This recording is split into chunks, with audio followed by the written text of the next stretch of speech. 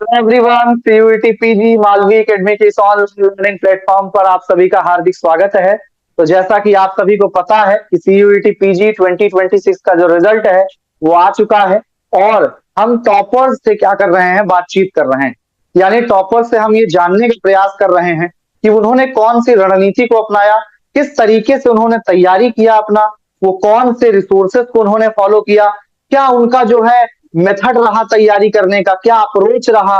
उन सारी चीजों के बारे में हम उनसे बात कर रहे हैं क्योंकि हमारा मोटिव ये है कि उनकी जो जर्नी है उसको तो जाना ही जाए, उसके साथ साथ उनकी जर्नी से कुछ सीखने को मिले। हमारे जो नए एस्पिरेंट जो है आने वाले हैं, जो सीयूईटी पीजी 2027 में आपका एग्जाम देने वाले हैं, तो आज हमारे साथ हमारे इस इंटरव्यू में सुधांशु रघुवंशी जी हैं, जिनके 280 मार्क्स हैं। आपके सीयूईटी पीजी पॉलिटिकल साइंस में 280 मार्क्स हैं और हम इनसे बातचीत का सिलसिला स्टार्ट करेंगे। तो हेलो सुधांशु, वेलकम। आप अपना इंट्रोडक्शन बताएं नमस्ते कि सर। आप बिल्कुल इंट्रोड्यूस करें आप अपने आप को। सर, मेरा नाम सुधांशु रघुवंशी है और मैं मूलतः वाराणसी उत्तर प्रदेश से हूँ। मैंने अपनी स्कूली शिक्षा जो है वो सेंट्रल हिंदू स्कूल काशी हिंदू विश्वविद्यालय से ही पूरी की है और सर तत्पश्चात मैंने सीयूईटी यूजी के माध्यम से रामजस महाविद्यालय दिल्ली विश्वविद्यालय में स्नातक राजनीति विज्ञान में प्रवेश लिया था और इस वर्ष मैं तृतीय वर्ष का छात्र हूँ। अभी मेरी परीक्षाएं जो है 16 मई से प्रारंभ होंगी, तो फिर मैं एग्जाम दूंगा और उसके बाद सर सीयूईटी पीजी में मैंने 280 मार्क्स स्कोर किए हैं। तो सर काफी अच्छा लग रहा है और बाकी सर आपका मार्गदर्शन था।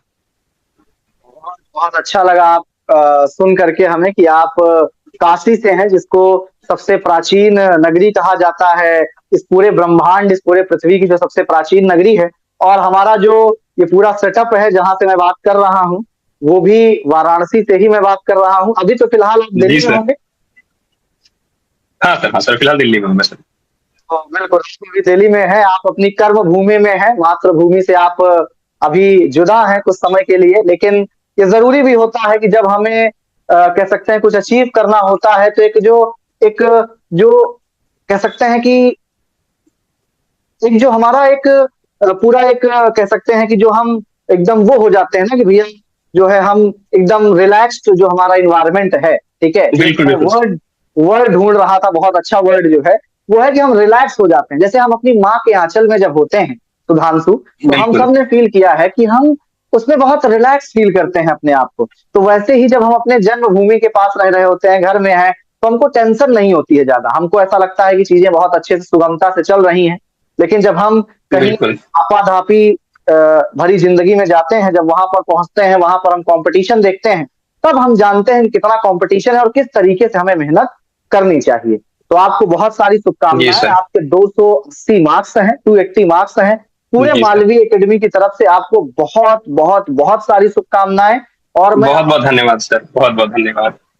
बिल्कुल, मैं ईश्वर से प्रार्थना भी करूंगी कि आप अपने आने वाले जो भी आपने जीवन में सोच रखा है, वो भी आप सब कुछ प्राप्त करें और महादेव की कृपा आप पर सदैव विराजमान रहे। तो हम लोग स्टार्ट करते हैं अपने इस इंटरव्यू को, या फिर कह सकते हैं बातचीत को, ठीक है। और सबसे पहले आप बताएं कि इसमें परिवार की क्या भूमिका रही आपके, अभी से नहीं, ये सिर्फ सीयूईटी पीजी में नहीं, आपकी पढ़ाई में, ठीक है। आपकी पूरी पढ़ाई में जी सर। परिवार का क्या योगदान रहा, किस तरीके से आपको मोटिवेट किया गया, किसका सबसे ज्यादा प्रभाव पड़ा आपके ऊपर परिवार में, थोड़ा बताएं आप इसके बारे में। जी सर।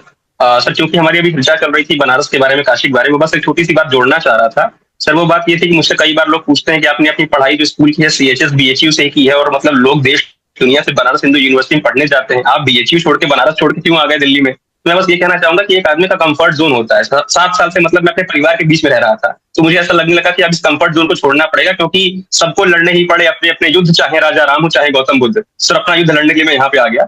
और सर, रही बात परिवार की, तो मतलब निश्चित रूप से मेरा ये मानना है कि हर इंसान के जो सपोर्ट सिस्टम होते हैं उसके परिवार से शुरू होते हैं और परिवार एक ऐसी मतलब आधारशिला है जिसके ऊपर व्यक्ति का जो सक्सेस का स्टोरी है वो लिखा जाता है।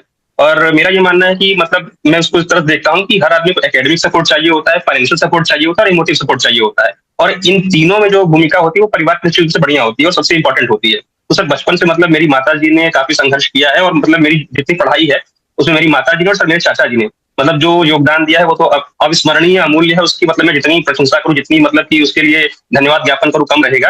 और यहाँ तक पहुंचाने में मेरे चाचा जी का काफी योगदान है। और सर मतलब पूरा परिवार, और चूंकि मैं अपने पूरे खानदान में सबसे बड़ा लड़का हूँ, तो सबका सर ध्यान, सबकी नजर और सबकी उम्मीदें मुझसे ही रही हैं। तो सर वो एक दबाव रहता है, और दबाव के साथ साथ एक प्रेरणा भी रहती है कि आपको कुछ अलग करके दिखाना है।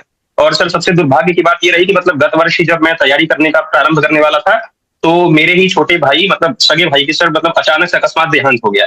तो सर उस समय ऐसे मतलब प्रयास करना, ट्राई करना, पर सबको घर को संभालते हुए, जिसने आपको सपोर्ट दिया है आप उसको सपोर्ट कर रहे हो, प्लस सबकी भावनाओं को भी मतलब कंट्रोल करते हुए, और इस घड़ी में मतलब आगे बढ़ना काफी मेरे लिए मुश्किल रहा।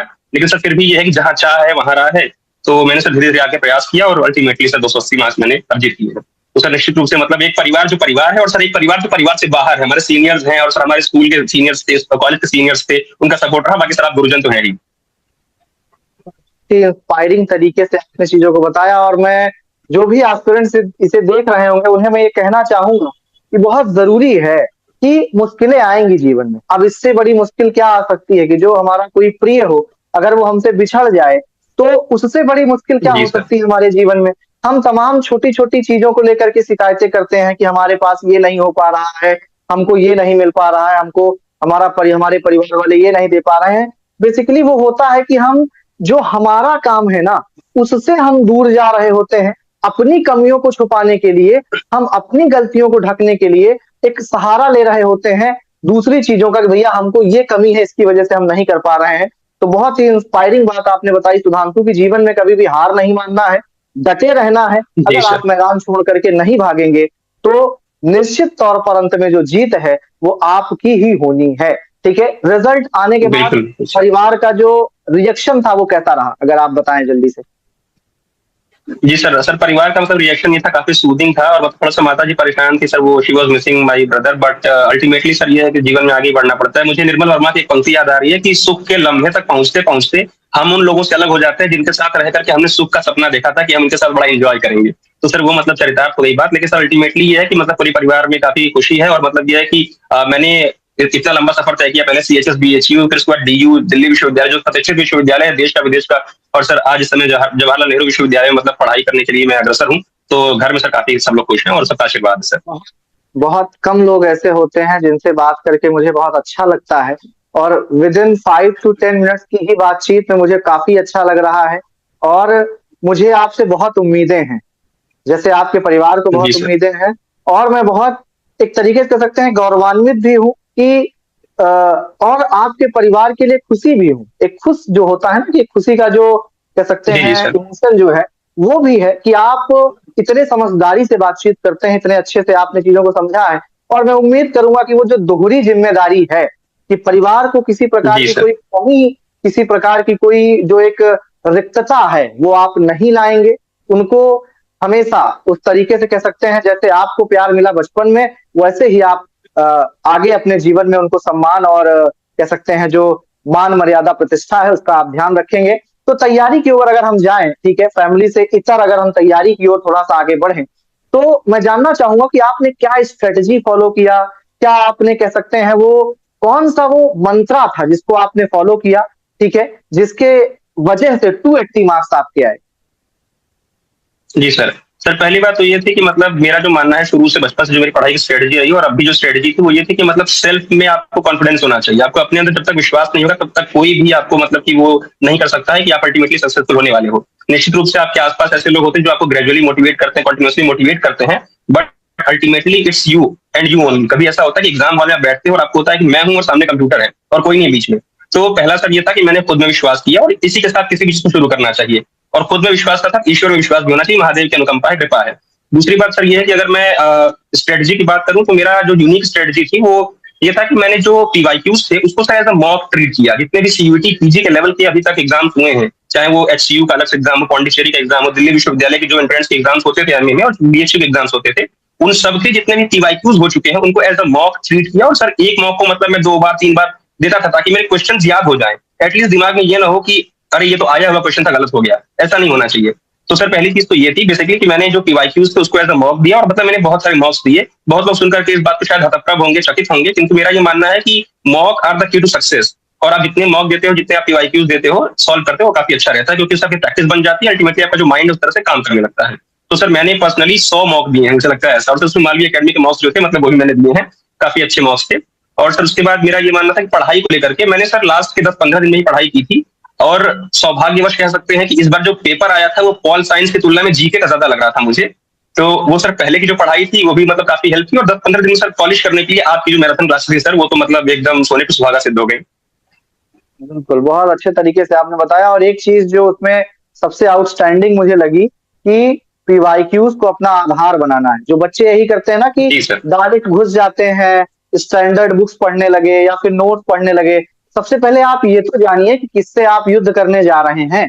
जब मैदान में आप उतर रहे हैं बिल्कुल तो बिल्कुल। सामने वाले की क्या कमजोरियां हैं, क्या कहाँ पर क्वेश्चन पूछे जाते हैं, उन सारी चीजों को समझना। तो पहले आपको पीवाईक्यूज पर फोकस करना है, उसको एनालाइज कीजिए। अगर आप खुद से नहीं कर पा रहे हैं तो बहुत सारे वीडियो उपलब्ध है, उनका सहारा लीजिए, उनकी एनालिसिस को देखिए, ठीक है। और उसके बाद खुद से एनालाइज कीजिए और उस आधार पर अपनी तैयारी को क्या करिए, स्टार्ट करिए, ठीक है। तो बिल्कुल अब बिल्कुल। अगर हम लोग आगे बढ़े तो रिसोर्सेज आपने क्या फॉलो किया, मतलब किस तरीके के रिसोर्सेज आपने फॉलो किए, उसके बारे में हम लोग बात करेंगे कि क्या रिसोर्सेज आपने जी फॉलो सर। किया, कहाँ से आपने पढ़ाई किया। बिल्कुल। क्योंकि सर मतलब दिल्ली में ऐसा माहौल है कि कॉम्पिटेटिव माहौल है काफी, तो सर यहाँ पर ज्यादातर लोग यूपीएससी की तैयारी कर रहे हैं, और सर मेरा भी शुरुआत से ये मतलब एक एम्बिशन रहा है कि मैं भी यूपीएससी ही करूंगा। तो अल्टीमेटली मैं चूंकि पॉल साइंस बैकग्राउंड से भी हूँ, मैंने पॉल साइंस में ही अपना बीए भी किया हुआ है, तो वो सर रिसोर्सेज मेरे पास ऑलरेडी थे ही। प्लस जो स्टैंडर्ड बुक्स थी सर मैंने वो तो मतलब पहले ही पढ़ रखी थी, एज आई सेड अर्लियर कि पहले की पढ़ाई आपकी कभी नुकसान नहीं होती है। मैंने अल्टीमेटली सीयूईटी पीजी में 10-15 दिन पढ़ाई की होगी उस ओरिएंटेशन से, बट मैंने पहले पढ़ाई कर रखी थी तो वो मुझे काम आई। प्लस सर रहा मटेरियल की बात, तो मुझे सर मालवीय एकेडमी का जो मतलब एक फाइनल पीडीएफ आया था जिसमें सारी चीजें 206 पेज की थी, मुझे अभी तक पेज नंबर भी याद है कि किस पेज पे क्या क्या था। तो सर उससे काफी हेल्प मिली थी। और सर मेरे काफी सीनियर से जो ऑलरेडी मतलब जवाहरलाल नेहरू विश्वविद्यालय में पीएचडी कर रहे हैं, एमए कर रहे हैं, तो उन्होंने खुद की एक ड्राइव लिंक बनाई थी। मतलब I would like to mention my senior Satyam भैया। तो सर उनकी काफी मुझे हेल्प मिली थी, और उनके थ्रू मतलब मैंने काफी हेल्प प्राप्त करके फिर आगे सक्सेस प्राप्त की। बिल्कुल, बहुत अच्छी बात है ये। बहुत ही अच्छी बात आपने ये मेंशन किया, क्योंकि जो हमसे पहले वो काम कर चुके हैं ना, उन्हें कमतर नहीं समझना चाहिए। कभी-कभी क्या होता है कि बिल्कुल हमारे बिल्कुल अंदर सर। अहम आ जाता है, हमको लगता है कि हम तो बहुत बड़े तीरंदाज हैं, हमको किसी की क्या ज़रूरत है। लेकिन आप जिन गलियों से गुज़र रहे हैं, जिन्होंने आसानी से उन गलियों को पार किया है, उनसे पूछना, उनके कह सकते हैं छाँव में बैठना बहुत ज़रूरी होता है। उनका संबल मिलना, उनकी उनसे जानकारी प्राप्त करना, तो ये बहुत ज़रूरी है। मैं अपने आने वाले एस्पिरेंट्स को ये ज़रूर कहना चाहूँगा कि जो भी आपके सीनियर्स हैं, उनसे मार्गदर्शन ज़रूर लें, बिल्कुल उनसे गाइडेंस ज़रूर लें, बहुत ज़रूरी है। क्योंकि जीवन हमारा बहुत छोटा है सुधांशु, जैसा कि आपको पता है। अगर बिल्कुल सर हम ये बिल्कुल। सोचें कि सिर्फ अपने अनुभव से हम सब कुछ सीख लें, तो ऐसा नहीं हो सकता है। हमें दूसरों के अनुभव से भी कुछ चीज़ें सीखनी पड़ेंगी, तभी हम आगे निकल पाएँगे। ये बात बिल्कुल बहुत अच्छी बात जी आपने सर। कही, तो मैंने सोचा इसको इलैबोरेट किया जाए कि भैया जो दूसरे के अनुभव हैं, उनसे भी आपको क्या है, सीखना चाहिए, ज़रूरी है वो। तो अब आपने बताया कि जी सर। रिसोर्सेज आपने फॉलो किया, आपका बैकग्राउंड रहा था, ठीक है, बहुत अच्छी बात है। आपने मैराथन को फॉलो किया, आपने कह सकते हैं कि जो भी फैक्ट बुक थी उसको आपने फॉलो किया, ठीक है। जी बट हाँ सर। आप देखेंगे कि जो भी फैक्ट बुक में आपने मैसेज भी पढ़ा होगा मेरा, फिर जो फर्स्ट पेज पर मैंने लिखा था आप सभी के लिए, ठीक है, वो मैसेज भी आपने ज़रूर पढ़ा होगा, ठीक है। तो जी सर। आगे अगर हम बात करें तो तमाम समस्याएं भी आती हैं। जितना स्मूथली हम लोग यहाँ पर बात कर रहे हैं कि सर ऐसे हो गया, वैसे हो गया, ऐसे हमने तैयारी कर लिया, इतना आसान अगर तरीके से सब कुछ मिल जाए हमारे जीवन में, तो क्या ही कह सकते हैं, कोई समस्या ही ना हो। तो कुछ चैलेंजेस भी आए होंगे आपके इस तैयारी के दौरान भी। वो चैलेंजेस क्या थे, और सबसे बड़ी बात कि उन चैलेंजेस को ओवरकम कैसे किया आपने? क्योंकि ओवरकम करना जरूरी है। तो आपने कैसे, वो किस बिल्कुल तरीके से बिल्कुल सर। आपने उन चुनौतियों से पार किया? सर जैसा कि मतलब मैंने बताया कि चैलेंज मेरे सामने सबसे बड़ा यही आ गया था कि मतलब एक मेरा सबसे बड़ा इमोशनल सपोर्ट और मतलब परिवार का एक स्तंभ, मेरा मतलब दाहिना हाथ जो है वो मुझे विदा कह गया था। मेरा छोटा भाई सर, सगा छोटा भाई, तो सर उसको मतलब तो मैं किसी तरह से भरपाई उसकी नहीं कर सकता था। सर उसके बाद दुखद सबसे ये हुआ कि जस्ट उसके 45 दिन बाद ही मेरे सगे छोटे मामा का भी देहांत हो गया। तो सर दोहरा घाव हो गया, प्लस मुझे अपनी माता जी को संभालना था और पूरे परिवार को देखना था। पूरे परिवार के साथ साथ पूरे गांव की उम्मीद, मतलब लगभग जितने रिश्तेदार है सबकी उम्मीद मेरे ऊपर टिकी हुई थी। सर ऐसे अवसर पर मतलब मेरे जितने भी टीचर्स थे, स्कूल के टीचर्स थे, चाहे वो अविनाश सर हो, मीनल मैम हो या फिर अनुपम सर हो, सर सबका मतलब काफी योगदान रहा। और मतलब उन्होंने मुझे बताया कि सुधांशु इस समय ये है कि तुम या तो गिर जाओगे या उठ जाओगे, तुमको मतलब रोना नहीं, और रोना भी है तो अकेले रोना है। तो सर जीवन में मतलब तरह तरह के, मेरे जीवन व्यक्तिगत रूप से काफी इमोशनल ही मतलब जो टसल्स थे वो आए, इमोशनली मतलब काफी कह सकते हैं झंझावात आए, पर उसमें सर सभी जितने सीनियर्स थे और टीचर्स का काफी योगदान रहा, और उनकी मैं बहुत हृदय से कृतज्ञ हूँ। और रही बात सर कि आपको कैसे उससे पार पाना है, चाहे वो इमोशनल आए, चाहे फाइनेंशियल आए, चाहे एकेडमिक आए, तो एकेडमिक के लिए सर मुझे लगता है कि मालवीय एकेडमी का जो प्लेटफॉर्म है और प्लस जितने सीनियर्स हैं उनका आप मार्गदर्शन प्राप्त करते ही रहना चाहिए, क्योंकि कहते हैं ना कि खुद से नहीं चल के ये तर्ज सुफन आया है, पांव दाबे हैं उस्तादों के तूफान आया है। तो सर वो पांव उस्तादों के दाबने भी फन आता है। तो एक तो आपको काम करना पड़ेगा, आपको लघु करना पड़ेगा खुद को, आपके अंदर जो है एक आत्ममुग्धता नहीं होनी चाहिए। हनुमान जी से आप यही सीखिए। तो बेसिकली जो आपके एक तो ईश्वर में भरोसा होना चाहिए, एक तो आपको खुद में भरोसा होना चाहिए। और सर मैंने मतलब बस एक ही चीज का एक कह सकते हैं कि मंत्र अपनाया था कि या तो विजय होगी या तो फिर आप जो है पीछे मतलब पीछे नहीं हटना है। बेसिकली आप या तो जीतेंगे या फिर सीखेंगे। और मेरा सर ये मानना है बेसिकली कि आप अगर आप गेम खेलते हैं, आप गेम में रहते हैं, तो आप हार सकते हैं, लेकिन आप गेम से बाहर हो जाओगे पहले ही इमोशनली तो आप हार चुके हैं। तो सर मैंने बस यही सोचा था कि मेरा मंत्र यही है कि बेसिकली आपको फाइट करना है, अल्टीमेटली जो होगा वो तो ईश्वर का रखेंगे, हुई है सोई जो राम रखी रखा। इसी भावना के साथ सर मैंने अपने कर्म जो समर्पित किया ईश्वर को, और मैंने कहा जो होगा देखा जाएगा, क्या ही है। बहुत बहुत बहुत मतलब बहुत मजा आ रहा है मुझे आपके साथ बातचीत करके। एक तो इतनी स्ट्रांग पर्सनालिटी, मुझे एक भी तो सर। इतनी स्ट्रांग पर्सनालिटी, ठीक है। और मैं ये सुनना चाह रहा हूँ, मतलब मैं बहुत ऐसा कम होता है कि जब मैं किसी को सुनना चाह रहा होता हूँ, और मैं भी मतलब मंत्रमुग्ध हूँ आपसे। एक तो आपकी एक कह सकते हैं ना कि जो एक पर्सनालिटी है, ठीक है, एक स्ट्रांग पर्सनालिटी, एक जो कहते हैं ना कि मतलब बहुत जिम्मेदारी भरी जो पर्सनालिटी है, जो जिम्मेदारियों को आपने बखूबी निभाया है, जो एकदम स्तंभ की तरह मजबूत दृढ़ रह करके जो आपने परिवार को संभालने की जिम्मेदारी हो, और खुद भी आप विकास करते रहे। ऐसा नहीं कि आपने संभालने के चक्कर में या फिर आप सपोर्ट देने के चक्कर में आप वहीं पर रह गए, नहीं, आपने उनको भी संबल दिया, जी उनको भी आपने साथ दिया, उनको भी समझाया, उनके साथ भी उनको प्रेम दुलार दिया, लेकिन उसके साथ साथ आप आगे भी बढ़ते रहे। इसमें आपके गुरुजनों का भी बहुत योगदान रहा। और एक तरीके से बिल्कुल। बिल्कुल मैं कह सकते हैं उन गुरुजनों का भी बहुत बहुत धन्यवाद देता हूं, जिन्होंने आपको उस समय पर संभालने का काम किया। क्योंकि अगर आपको उस समय पर नहीं संभाला गया होता तो शायद आप आज मेरे सामने बैठ करके इस तरह हमारी बातचीत नहीं हो रही होती। सुधांशु, ये बिल्कुल सत्य है, ठीक है। तो निश्चित रूप से सर। जी सर। बिल्कुल बिल्कुल, बहुत अच्छे से आपने चीजों को एक्सप्लेन किया।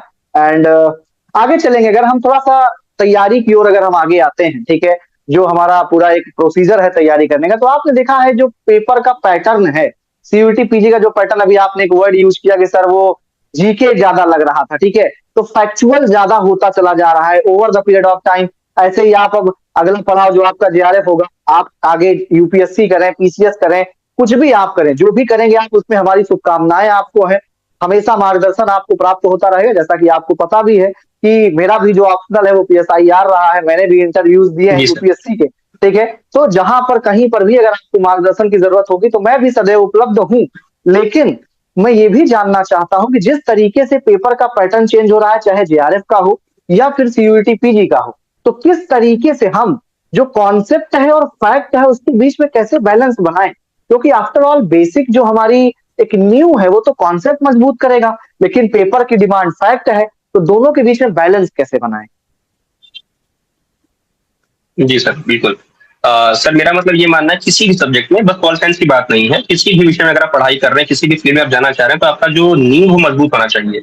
तो सर अगर नींव ही मजबूत नहीं होगी तो फिर तो आपकी बिल्डिंग मतलब 2 दिन में गिरने ही वाली है। आप ये मान चलिए कि वो ताश का पत्तों का ढेर है, बेसिकली वो गिर जाएगा, क्योंकि आपकी नींव मजबूत नहीं है। तो जो नींव है वो कॉन्सेप्ट्स होते हैं। तो सर पॉल थियरी जो था, बेसिकली जो सब्जेक्ट है पॉल थियरी, सर उसमें जो कॉन्सेप्ट्स दिए हुए हैं, और प्लस मतलब सौभाग्य से सर मेरे प्रोफेसर कॉलेज में काफी अच्छे थे इस विषय में, तो सर उन्होंने मतलब काफी पहले से एक मजबूत नींव तैयार कर दी थी। तो अल्टीमेटली आपको फोकस करना चाहिए कि आप कॉन्सेप्ट अपने स्ट्रॉन्ग कर लीजिए। हो सकता है कि आपको लगे कि यार कॉन्सेप्ट से तो कुछ नहीं हो रहा है, बट बेसिकली जो कॉन्सेप्ट है उसी के ऊपर आपके फैक्ट्स बिल्ड होते हैं। फैक्ट्स का क्या करना है आपको, मतलब बेसिकली उनको घोट के पी जाना है, फैक्ट्स को वो तो रटना ही पड़ेगा आपको। तो सर जो शिफ्ट हो रहा है पेपर के पैटर्न में, मुझे लगता है कि अभी भी कॉन्सेप्ट बहुत रेलिवेंट है। अगर आपको कॉन्सेप्ट नहीं आ रहे हैं तो फिर अल्टीमेटली आप तो रेस से बाहर हो।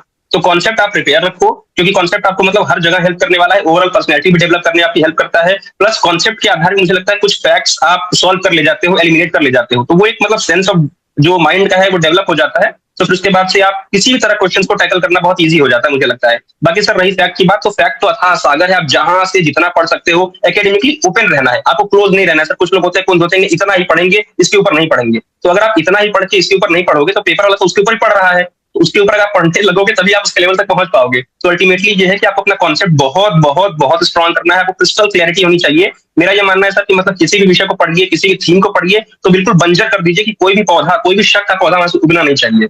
तो वहां से अगर आप क्लियर रहोगे तो फिर अल्टीमेटली कोई भी फैक्ट आपको मतलब एक दिमाग में होता है सेंस ऑफ मतलब चेकिंग, या फिर कह सकते हैं कि सेंस ऑफ क्लैरिटी होती है, तो वो डेवलप होते ही फैक्ट भी आपको इजीली पता होता है कि हाँ ये कब कैसे कनेक्शन बिल्ड होने लगता है। तो सब कॉन्शियस में आपकी मतलब पेपर सॉल्विंग की टेक्निक आ जाती है। कॉन्सेप्ट से कई सारी चीजें हमको सीखने को मिलती है। एलिमिनेशन का मेथड हम लगा सकते हैं, अगर हमारा कॉन्सेप्ट क्लियर है, बिल्कुल। हमें ना आता हुआ भी क्वेश्चन हम एलिमिनेट कर देते हैं कि ये तो नहीं ही हो सकता है। मान लीजिए कोई पूछा है एग्जैक्टली एग्जैक्टली। कि कोई कॉन्सेप्ट पूछा है और 4 थिंकर दिया है, तो हम जब हमारा कॉन्सेप्ट मजबूत है तो हम देख लेंगे भैया ये थिंकर तो ऐसी बातें कर ही नहीं सकता है, तो उसको हमने एलिमिनेट कर दिया। फिर हमारा जो एक चांसेस होता है कि भैया जो हमारा आंसर सही होने का जो चांस है वो क्या हो जाता है, बढ़ जाता है। ठीक है, बट एक बात और विशेष ध्यान रखना है, जैसा कि आपने बताया कि फैक्ट्स पर हमें बिल्कुल ध्यान देना है, उसको पढ़ना पड़ेगा। बट फैक्ट पढ़ना और उसके साथ साथ उसको रिवीजन करना वो भी जरूरी है, क्योंकि बिल्कुल फैक्ट ऐसी चीज है जो मल्टीपल रिवीजन मांगता है। तो बिल्कुल फैक्ट आप बिल्कुल पढ़िए, सर। अथाह फैक्ट है, बिल्कुल सही कहा आपने सुधांशु। लेकिन एक हर एक पेपर की एक डिमांड होती है, उस डिमांड के थोड़ा सा आगे जाकर के आपको रुक भी जाना है। अब आप यहाँ पर कह सकते हैं सीयूईटी पीजी का जो एग्जाम है उसमें जो फैक्ट आपने पीवाईक्यूज देखे हैं उसके आसपास थोड़ा सा और ज्यादा आप पढ़ लीजिए, सारे फैक्ट जो भी पूछे जा रहे हैं सिलेबस से, सिलेबस के जो out of the syllabus question आए हैं उसको पढ़ लीजिए। बट कहीं ना कहीं आपको जाकर के लिमिट करना पड़ेगा फॉर रिवीजन पर्पस, क्योंकि जब तक आप रिवीजन नहीं करेंगे, जब तक अभ्यास नहीं होगा बार बार, तब तक वो कितना भी आप फैक्ट याद कर लेंगे वहां पर जाकर के नहीं हो पाएगा। तो अगला मेरा क्वेश्चन इसी से बिल्कुल मिलता जुलता आपसे है, इतना फैक्ट था, इतनी डेट थी, इतनी बुक्स थी, इतने कोर्स थे, और एग्जाम में तो ईयर भर भर के आया था, कॉन्स्टिट्यूशन का जो फैक्ट था वो भर भर के आया था, तो उसको कैसे याद करें भैया, दिमाग में हमारे कैसे उसको भरें, कैसे रिटेन करें, क्योंकि पढ़ना और याद रखना, एग्जाम के टाइम पर याद आ जाना, ये अलग अंतर है बिल्कुल इसमें। तो कैसे जी रिटेन सर करें फैक्ट? बिल्कुल। सर बिल्कुल मैं निश्चित रूप से आपकी बात से सहमत हूँ, और मतलब मैं भी इस बात को व्यक्तिगत रूप से मानता हूँ कि जो रिवीजन है वो तो की है सक्सेस का, बिल्कुल कि आपको रिवाइज करना पड़ेगा। आप मतलब हाँ वीकली रिवाइज कर रहे हैं, फिर मंथली रिवाइज कर रहे हैं, फिर फोर्टनाइटली रिवाइज कर रहे हैं, मतलब आपने जो पढ़ा है फिर पढ़ के छोड़ नहीं देना है कि अच्छा ये हो गया कंप्लीट, काम खत्म, कोरम पूरा नहीं करना है। आपको अल्टीमेटली उसके टच में रहना है, लगातार उसको पढ़ते रहना है, पहली चीज। दूसरी चीज सर ये है कि जैसे पॉल साइंस में जितने फैक्ट्स हैं, चाहे संविधान की बात की जाए, संविधान में कौन सा आर्टिकल है, किस फंडामेंटल ड्यूटी में क्या लिखा हुआ है, कौन सा फंडामेंटल राइट है, क्योंकि सर आजकल जो पेपर का पैटर्न है काफी मतलब नुएंस्ड पेपर आ रहा है, और उसमें बीच की चीजें पूछी जा रही है कि लोग अगर ध्यान नहीं देंगे, ध्यान से ध्यान नहीं देंगे, तब तो फिर आप रेस से बाहर हो जाएंगे। तो अल्टीमेटली आपको रटना है, और रटने के बाद रिवाइज करना है, और रिवीजन में भी क्लैरिटी होनी चाहिए। ऐसा नहीं कि आप कंफ्यूज हो जा रहे कि यार ये तो फंडामेंटल ड्यूटी है, फंडामेंटल राइट था। तो सर ये करने के लिए मैंने बेसिकली क्या किया था कि नेमोनिक्स सर मैंने कुछ बनाए थे कि आप 15 पार्ट याद करने हैं तो कुछ नेमोनिक्स होते हैं, कुछ मतलब एक्रोनिम्स होते हैं, आप उसको याद कर लीजिए। उससे आप मतलब बात करते हुए, मजाक करते हुए, गाना गाते हुए, सर सिर्फ गाना गा रहे हैं आप बेसिकली। तो जब गाना गाते हैं tears of old PM, tears of old PM, tears of old PM, तो आपको शेड्यूल्स याद हो जाते हैं बेसिकली। तो इस तरह से आप कुछ छोटे मोटे नेमोनिक्स बना लीजिए। सर पॉल थियरी जो मतलब नाम है सर, जैसे सिलेबस में लिखा हुआ था पूरा लाइन से कि कैसे मार्क्स है, फिर मिल है, रूसो है, तो उनको आप अगर आप सिलेबस को ही ध्यान से देखते तो सिलेबस का जो एनालिसिस है लाइन से देखते तो आपको बेसिकली उन 6 के 6 या फिर 9 के 9 जितने फिलोसफर्स आए थे डब्ल्यूपीटी में, उनका आपको टाइम फ्रेम क्लियर हो जाता है कि ये जो सिलेबस में क्रम से लिखा हुआ है कि पहले प्लेटो फिर उसके बाद ही एरिस्टोटल है, एरिस्टोटल प्लेटो के पहले नहीं है, तो आपको क्लियर हो जाएगा कि उनका जो टाइम फ्रेम है उससे कोई क्वेश्चन आपका गलत नहीं होने वाला है। सो बेसिकली ये है कि आप पॉल साइंस के छात्र हैं तो पॉल साइंस आपकी रुचि होगी, टू बी मतलब ऑनेस्ट और गिवन होना चाहिए। तो और अगर आपकी रुचि होगी तो फिर आप उन चीजों को मतलब कि आत्मसात करेंगे, आपके व्यक्तित्व में उसे झलकेंगी। तो एक है कि एकेडमिक ओपनिंग करनी चाहिए, प्लस बार बार रिवीजन करना, और हर 3 दिन पे, हर 4 दिन पे। और सर सबसे इंपॉर्टेंट बात जो मतलब यहाँ शेयर करना चाहूंगा, और शायद ये होगा सभी लोगों की जो एस्पिरेंट आगे बनने वाले हैं, कि आपको डिस्कशन का ग्रुप डेवलप करना है। आप जो भी पढ़ रहे हो अपने 4-5 दोस्तों से उस पर लगातार चर्चा करते रहो कि आज मैंने टेबल ऑफ प्रेसिडेंट्स पढ़ी, जरा तुम बताना कि इसके चीफ जस्टिस के पहले कौन आता है, ऑनरेबल जो हमारे जस्टिस हैं या फिर ऑनरेबल जो हमारे गवर्नर के पहले कौन आता है। तो आपके अंदर जो मतलब थोड़ी बहुत क्लैरिटी नहीं होती है वो वहां पे डिस्कशन से आ जाती है। तो बेसिकली रिवीजन एंड डिस्कशन इसी तरह ये की है, और आप बेसिकली न्यूमरिक्स से और एक्रोनिम से आप प्रिपेयर करके आगे मतलब एकदम अच्छे आसानी से आप याद रख पाते हैं, और लंबे समय तक याद भी रहता है। ने एक्रोनिम वाली बात बताई, बिल्कुल बहुत सारी चीजें जो है शॉर्ट फॉर्म में करके याद किया जाता है। जब मैं भी जेआरएफ की तैयारी कर रहा था तो उस दौरान जब मैं हॉस्टल में था, तो वो ऐसे होते हैं ना, निमोनिक्स ऐसे होते हैं कि जो आ, सिर्फ खुद के लिए होते हैं, किसी और के लिए हम निमोनिक्स नहीं बनाते हैं उस टाइम पे। बिल्कुल और ऐसे ऐसे निमोनिक बने थे सुधांशु, मैं आपको बताऊं कि आप किसी और के सामने वो कह भी नहीं सकते हैं, लेकिन आपका कह आंसर नहीं नहीं सकते गलत हैं, होगा, सही बात है, आंसर नहीं गलत आंसर होता नहीं है। गलत होगा, लेकिन आप उसको कह भी जी नहीं सर। पाएंगे, आपको जज कर लेंगे लोग। लेकिन भाई हमारा इतना सारा फैक्ट है तो हम उसको किसी ना किसी तरीके से तो कंप्लीट करेंगे ही करेंगे। तो कुछ शॉर्ट जी जी सर। ट्रिक बनाया, कुछ गाने के फॉर्म में कर लिया, कुछ अपना हाँ व्यक्तिगत जीवन से रिलेटेड कुछ है तो उसको अटैच कर लिया कि हाँ भैया यहाँ पे ऐसे ऐसे है, इसमें ये स्टार्ट हो रहा है तो इससे अटैच कर लिया हमने उसको। तो यानी शॉर्ट फॉर्म है, क्योंकि इतना सारा डेट्स है, इतनी सारी चीजें हैं कि अगर हम नहीं याद करेंगे इस तरीके से तो हमारा दिमाग फिर उसको रिटेन नहीं कर पाएगा। ठीक है, जी तो जी जैसा कि सर। आपने बताया अगर मैं आगे बात करूं तो जैसा कि मैं बातचीत से समझ पा रहा हूं कि आपकी जो प्रिपरेशन है उसमें ग्रेजुएशन की भी बहुत बड़ी भूमिका रही है, और आपकी ने जो पहले पढ़ाई किया उसकी भी बहुत बड़ी भूमिका रही है। तो मैं जानना चाहूंगा कि आपकी जो प्रिपरेशन है उसमें ग्रेजुएशन की क्या भूमिका रही? सर ग्रेजुएशन की भूमिका ये रही है कि सर जो मतलब प्रोफेसर थे सर, उन्होंने जो कॉन्सेप्ट क्लैरिटी प्रदान की है ना, उससे ये है कि मतलब मेरा कॉन्सेप्ट ऑलरेडी क्लियर था। सो आई जस्ट नीडेड टू मतलब बिल्ड अपॉन दैट फाउंडेशन। तो मैंने उस फाउंडेशन पर थोड़ा सा काम किया और अल्टीमेटली मेरे इतने अच्छे मार्क्स आ गए।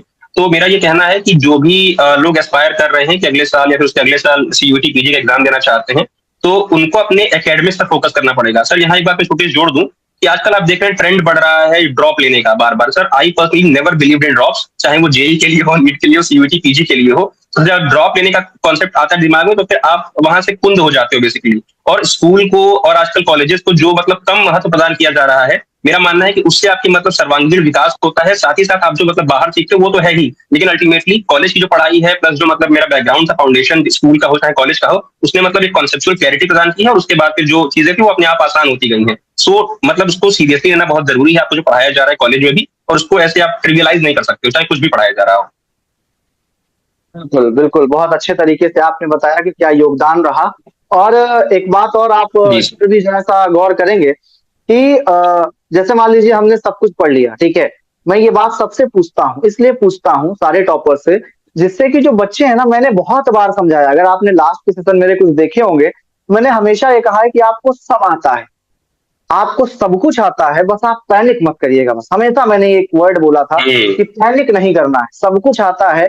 मत जी सर याद अगर है। आपने इतने टाइम से मेहनत अगर आपने किया और आप उस टाइम पर जाकर के पैनिक कर गए आप, तो उसकी कोई मतलब नहीं रह जाएगा, उसका कोई एक तरीके से कह सकते हैं वैल्यू नहीं रह जाएगी। ठीक है, तो आप ये बताएंगे हमें कि उस दिन की स्ट्रेटेजी क्या होनी चाहिए? सर मेरा ये मानना है कि एक तो मतलब ठीक ठाक नींद लेनी चाहिए पहले तो। ऐसा नहीं कि आप नर्वस हो, आपको नींद नहीं आ रही है, तो पहले तो नींद लेना बहुत जरूरी है।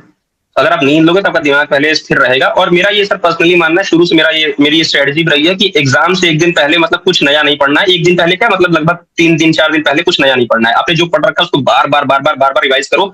अगेन वही बात आती है कि आपको खुद में विश्वास होना चाहिए, आत्मविश्वास होना चाहिए, क्योंकि आपने जो अब तक पढ़ाई की है, मेहनत की है, वो ऐसे बेकार हवा में पढ़ाई नहीं की है कि आपका सब छूट ही गया है। अगर आपका सब कुछ छूट ही गया, आपको सब कुछ नया पढ़ना पड़ रहा है लास्ट के 3 4 दिन में, तब तो आपने पढ़ाई ही नहीं की, इसका मतलब तैयारी ही नहीं की है। तो अल्टीमेटली आपको खुद में विश्वास करना है कि आपने मेहनत की है, आपने पढ़ाई की है, उस पढ़ाई को बार बार रिवाइज कीजिए। रही बात आप एग्जाम से 2 3 दिन पहले की, तो एग्जाम से 2 3 दिन पहले आप मतलब कुछ नया पढ़ने से बचिए, जो पढ़ा है उसको रिवाइज कीजिए। लास्ट में सर मॉक्स दे रहे हैं, मतलब मैंने छोड़ दिया था क्योंकि मैंने ऑलरेडी 100 मॉक्स दे लिए थे बार बार बार बार, जब तक मेरे फुल मार्क्स नहीं आ जा रहे थे। और उस दिन की जो स्ट्रेटजी थी, क्योंकि एग्जाम सर मेरा सुबह सुबह था 9 से 11, तो उसमें मैं सर सुबह सुबह जो है उठ करके नहा धो के एकदम तैयार हो गया था। सबसे पहले सर मैं मंदिर गया था, और उसके बाद फिर वहां पर ईश्वर से जो है उनका आशीर्वाद लिया, और सर माता पिता से मैंने बात की, परिवार सबसे बात की, सबका आशीर्वाद लिया। तो सर मेरा ये मानना है कि आशीर्वाद बहुत बहुत हेल्प करता है, चाहे वो गुरुजनों का हो, चाहे वो परिवार का हो, चाहे अपने अग्रजों का हो, सबका आशीर्वाद काम करता है। प्लस आपका आशीर्वाद प्लस आपकी मेहनत, सबका आशीर्वाद और आपकी मेहनत जो है, ये डेडली कॉम्बिनेशन, आपको सफलता मिलती ही मिलती है। तो दिमाग को स्थिर करने के लिए आप हनुमान चालीसा वगैरह सुन सकते हैं। आप जिस भी मतलब ईश्वर में, जिस भी इष्ट में विश्वास करते हैं, आप उसमें विश्वास करते हुए, खुद में विश्वास करते हुए अल्टीमेटली जाइए। और इतना दिमाग पे सर किसी भी एग्जाम को हावी नहीं होने देना चाहिए कि ये तो मेरे जीवन का आखिरी एग्जाम है। So just take it lightly as an exam, छोटा सा एग्जाम ही है, होगा तो अच्छा होगा, नहीं होगा तो सीख लेंगे। तो बेसिकली ये है सर कि आप आगे मतलब जो भी एस्पिरेंट्स एस्पायर कर रहे हैं, उनको एग्जाम को एग्जाम की तरह लेना है, एग्जाम को जंग की तरह नहीं लेना है कि अब तो जिएंगे या तो मरेंगे। वो जब एग्जाम के समय से पहले तक आप जब पढ़ाई कर रहे हैं, पढ़ाई समय ऐसी रणनीति आपकी होनी चाहिए कि या तो करेंगे या तो मरेंगे। लेकिन एग्जाम के दिन और एग्जाम के समय आपको ये होना चाहिए कि ठीक है, टेक इट लाइटली, एग्जाम ही है, कोई दिक्कत की बात नहीं, आ रहा है अच्छा है, नहीं आ रहा तो फिर हम और सीखेंगे, कोई बात नहीं। अदरवाइज सर उससे पैनिक होता है जो आप कह रहे थे। सही, बिल्कुल बिल्कुल, बहुत अच्छे तरीके से आपने समझाया। और आशीर्वाद सबका बहुत जरूरी है, क्योंकि कहा गया है ना कि 12 पुत्र पिता के धर्म में। यहाँ पर सिर्फ पिता नहीं बल्कि माता का भी बहुत बड़ा योगदान होता है, सबके जो बिल्कुल। आशीर्वाद होते हैं उससे होता है। एक दो लास्ट क्वेश्चन है जिन पर हम लोग बातचीत करेंगे। ठीक है, तो सबसे पहली बात तो कि जो मालवीय एकेडमी रही उसका आपके प्रिपरेशन में क्या योगदान रहा, किस तरीके से मालवीय एकेडमी ने आपके प्रिपरेशन में हेल्प किया, उसके बारे में अगर आप बताएं। सर एक मतलब बड़ी मतलब ऑनेस्ट बात बता रहा हूँ, मैं अपने सारे दोस्तों से कहता था कि यार प्रशांत सर जिस तरह से बोलते हैं ना, उसमें एक अपनापन फील होता है। तो सर आपकी आवाज जो थी और सर आप जिस तरह से पढ़ाते, चूंकि मैं बनारस से हूँ, सर पर्सनली हो सकता है मेरे साथ ऐसा होता हो, बाकी लोग सर पता नहीं मुझे, लेकिन मैं बनारस से हूँ, तो सर एक ऐसा टीचर मिलना जो कि एकदम बनारसी भाषा में बीच में ऐसे समझा रहा है कि अरे तुम सब गधों ऐसे बीच में मैसेज करते रहते हो, और जो बच्चा चुपचाप पढ़ाई करेगा उसका निकल जाएगा, देखना उसका मैं इंटरव्यू लूंगा। सर मुझे दिमाग में आता था कि मैं भी वो लड़का बनने वाला हूँ कि मैं शांति से पढ़ाई कर रहा हूँ, बीच में लाइव में जाकर चैट नहीं कर रहा हूँ, तो सर उससे बचता था मैं। तो सर ये था कि आपकी आवाज और सर आपका जो टोन था बेसिकली, और सर एक मतलब तारतम्य स्थापित हो गया बनारसी होने के कारण, तो सर वो मुझे काफी हेल्प किया पहली चीज। और सर मालवी एकेडमी का जो मतलब मॉक था सर वो भी काफी हेल्पफुल था। और मैंने कहा कि सर आपकी जो मैराथन क्लासेस थी सर वो तो मतलब एक स्वर्ण कुंजी है, और उसको जो मतलब कि लगातार लास्ट टाइम में देख लेगा तो उसने जो पढ़ाई की है रिपॉलिश हो जाएगा। और उसके बाद आपका जो फाइनल फैक्ट शीट है उसको भी एक बार, दो बार, तीन बार कम से कम पढ़ना चाहिए, रिवीजन करना चाहिए। तो मैंने सर लास्ट के 15 दिन में ही तैयारी की है। तो जो मैंने तैयारी की है बहुत अल्प समय में की है, और अल्प समय में जो तैयारी का सबसे महत्वपूर्ण भाग था वो सर मालवी एकेडमी को समर्पित था। इसलिए बहुत बहुत कृतज्ञ हूँ, बहुत बहुत धन्यवाद दिया करना चाहता हूँ मालवी एकेडमी सर। बहुत बहुत धन्यवाद आपका सुधांशु। मैं और पूरी मालवी एकेडमी आपको बहुत शुभकामनाएं देती है। एक अंतिम थॉट चलते चलते जब हम इंटरव्यू समाप्त कर रहे होंगे, तो जो भी आगे आने वाले एस्पिरेंट्स हैं सीयूईटी पीजी पॉलिटिकल साइंस 2027 के लिए, उनके लिए एक छोटा सा संदेश क्या देना चाहेंगे आप? सर छोटा संदेश सर, क्योंकि मैं थोड़ा सा कविताओं वगैरह में मतलब प्रवृत्त हूँ और मैं कविताएं सुनता हूँ, और मुझे सर बहुत बड़ी मोटिवेशन का काम जो है कविताएं करती रहती हैं। तो मैं बस उनसे यही कहना चाहूंगा कि एक तो पहले कृतज्ञ रहना भी सीखना पड़ेगा, और आपको मतलब कि झुकना पड़ेगा। जो बढ़ता है तो निश्चित रूप से आपके अंदर आत्ममुग्धता नहीं आनी चाहिए, और आप मतलब कि हमेशा open to guidance, open to motivation रहे, आपको चाहे जहां से मिल रहा हो। क्योंकि कबीर भी कहते हैं कि साधु ऐसा चाहिए जैसे सूख सुखाए, सार सार को गही रहे, थोथा दे उड़ाए। तो जो समरी है, आपको हर तरफ बहुत सारी बातें मिलेंगी, बट जो समरी है आपकी जो काम की चीज आप ले लीजिए, बाकी चीजें आप उड़ा दीजिए। तो और साथ ही साथ सर मैं ये कहना चाहूंगा कि जिसके प्रति भी आप मतलब कृतज्ञता ज्ञापित करते हैं, तो उसके अंदर आपके अंदर आशीर्वाद और सब चीजें डेवलप होती हैं, और वो ओवरऑल पर्सनैलिटी में झलकता है, और फिर आगे चल करके आप उसको इनकैच कर लेते हो। रही बात एकेडमिक सपोर्ट की, तो एकेडमिक के लिए सर मैं कहूंगा कि बहुत ज्यादा चीजों पर रिलाई करने की जगह कम चीजों पर ज्यादा समय के लिए रिलाई कीजिए। फॉर एग्जाम्पल एक प्लेटफॉर्म, दो प्लेटफॉर्म आप पकड़िए, उसके बाद फिर आप उसके लगातार मतलब पॉलिश कीजिए, क्योंकि मोर और लेस पेपर एक है तो सबका मटेरियल सेम ही होता है। तो आपको चार जगह से चार चीजें पढ़ने की जरूरत नहीं, एक जगह से चार बार एक ही चीज पढ़ने की जरूरत है। तो ये सर अल्टीमेटली हेल्प करता है। बाकी इमोटिव सपोर्ट के लिए आप अपने दोस्तों से लगातार बात करते रहिए। लंबी जर्नी है, लंबी जर्नी में ऐसा फील होता है कि मतलब कभी कभी पैनिक हो रहा है, कभी प्रेशर आ जा रहा है, तो मुझसे नहीं हो पाएगा, कैसे होगा। तो खुद में विश्वास, ईश्वर में विश्वास, प्लस अपने साथ ऐसे दोस्त जो आपको लगातार मोटिवेट करें, लगातार सपोर्ट करें, तो अल्टीमेटली सक्सेस आपकी होगी। और सर मैं तो पर्सनली ऐसा मानता हूँ कि अपना क्या है इस जीवन में, सब तो लिया उधार, सारा लोहा उन लोगों का अपनी केवल धार। बहुत बढ़िया, वाह, बहुत बढ़िया। बहुत अच्छे तरीके से आपने हमारे आने वाले एस्पिरेंट्स को गाइड किया है। उम्मीद करता हूं कि इससे उन्हें बहुत फायदा मिलेगा, और काफी अच्छा लगा आपसे बातचीत करके, आपकी सारी रणनीतियों को जान करके। तो एक बार पुनः मैं और मालवी एकेडमी आपको बहुत बहुत शुभकामना देते हैं, और भविष्य में बहुत जो बहुत भी धन्यवाद आपकी सर। परियोजनाएं हैं, जो भी आप जीवन में करना चाहते हैं, उन सभी में आपको तमाम सफलताएं मिले। जीवन में आप बहुत आगे बढ़े, जेएनयू में जाएं, वहां झंडे बुलंद करें, यूपीएससी यूपीपीएससी जो भी आप करना चाहते हैं, उन सब में आप बिल्कुल एकदम स्वर्णिम कह सकते हैं बुलंदियों तक पहुंचे। और बहुत सारी शुभकामनाएं हैं मेरी आपको। बहुत बहुत धन्यवाद Sudhanshu, thank you so much. बहुत बहुत धन्यवाद सर, प्रणाम सर, प्रणाम। बहुत बहुत धन्यवाद सुधांशु, थैंक यू।